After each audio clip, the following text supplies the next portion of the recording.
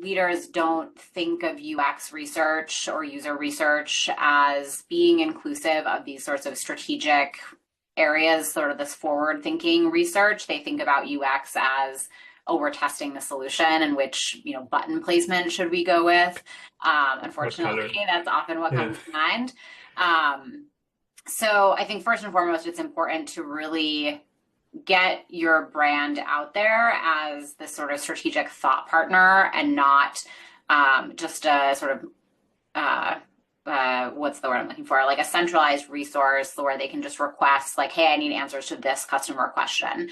And I think I saw a question from folks that came in earlier was around what's the best model for how researchers should work. And I think that no matter what your organizational structure is, the positioning of the value of user research is really around being a thought partner and helping connect the dots between this is what we're hearing from users, this is what we're seeing in the landscape, this is what this means for our product, and where we should be thinking about focusing resources next. And that has gotten the best traction from leadership that I've seen. But you first have to kind of break through those misconceptions about, oh, UX research is just about the UX design. What is the way to find that champion? What is, how do you go about looking for that champion and convincing them to be talking about your research externally as well? Yeah, and it's a good question, and unfortunately, part of the answer is it depends. Classic researcher answer. Right. And I think it's very dependent on what your organization looks like. But my advice would be to focus less on the level and the role that the person plays, and think more about who has a problem that I can help with.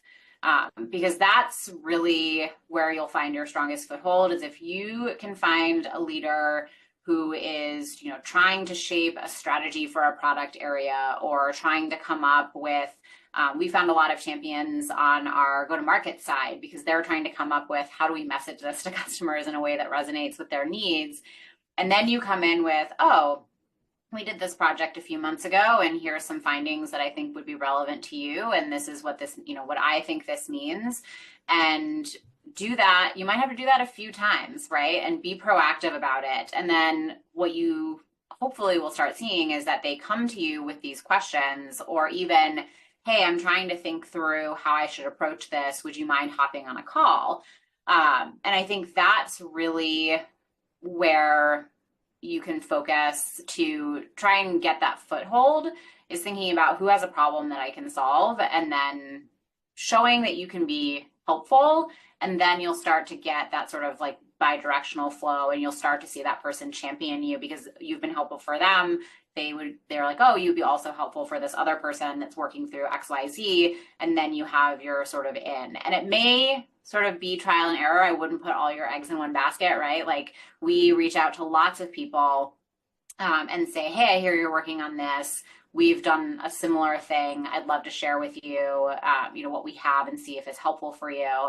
And people are a lot more open to that than like, hey, can we talk to you about the value of research really abstractly? I think a lot of leaders, especially, value research in the abstract. They understand why it's important to listen to customers, but they don't actually know how to put that into action. So you have to show them by giving them information that helps them make decisions, and then they can start to build that habit of coming to you. And I think to us, it's obvious because we think about customers in a different way than product teams do, than design teams do, than leaders do. And what I always remind my researchers is that the process that comes very naturally for you of listening to users and digging into what's behind what they're telling you does not come naturally to most other partners.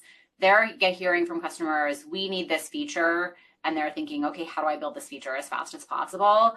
We're listening to customers and they're saying, we need this feature, and we're saying, why? Explain to us what you're trying to do, so that we can then understand, okay, this is what you actually need, is not this short-term Band-Aid solution, but this new feature set that would allow you to do XYZ that would increase your usage of our product and not just, be a temporary solution. And not everybody thinks like that. So it's really like, think of yourself less as you're trying to prove yourself, but more of like a personal trainer where you're trying to help them build this muscle, this mental muscle of thinking about why. And my favorite example to use, and folks have probably heard this, is if you think of yourself as like a 5-year-old, everyone loves, explain it like I'm 5 and gets that concept. And it's the same thing when you talk to customers, like just ask why as many times as you need to get to the information that you're actually trying to get to. And that usually sticks with people and they say, oh, okay, I can do that. And then they'll start talking to customers and realizing like, oh, wow, this is really hard to get at what I'm actually trying to get at, to uncover new information. And so I think it's more sort of building that muscle with your team rather than like proving yourself and how good your research is. The number one skill I think researchers should develop in 2025. And I think this gets exactly to it, which is building relationships. I think oftentimes, and I've heard explicitly from researchers that wrangling stakeholders takes a lot of time and they don't feel like it's part of their job. And my response is always, this is exactly the job, right? Like this is probably the most important part of the job.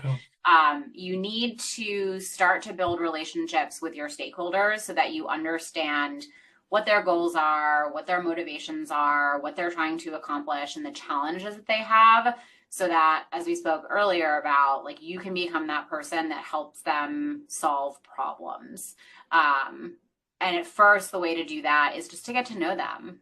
So set up time with your cross-functional partners and talk to them about what are you working on and what are your biggest questions that you have about customers, and have regular meetings. I have regular syncs with all of my product directors to talk about what's top of mind for them, what are they planning on for next year. And it always turns into a conversation where there's something from research that's been done on my team or another team that I can share and say like, oh, this, based on what you're talking about, this is relevant for you. Look specifically at slide, whatever, make it super easy for them. Don't just inundate them with reports. But I think that's such a misunderstood, like missed opportunity for researchers. Again, we spend so much time on, I know all these methodologies and I can, do all of this sophisticated analysis, and we don't spend enough time on that human aspect. And probably last time we talked, I think we discussed, like, maybe this is coming partially from my consulting background, where you really need to be able to come in, build that relationship very quickly, understand what these people need, and then tailor the work that you're doing to that. But I think that's just such an underrated skill set that you can start building the first day you start at a job, right? And I think especially when you're more junior, it's very easy to approach people and say like, hey, I'm learning. I want to learn about you. Tell me about your job, your role. What is it that you're working on?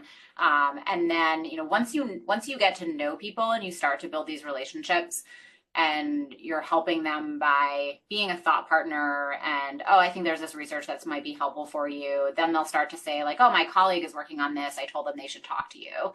And that can kind of really snowball very quickly. So that would be my number one recommendation.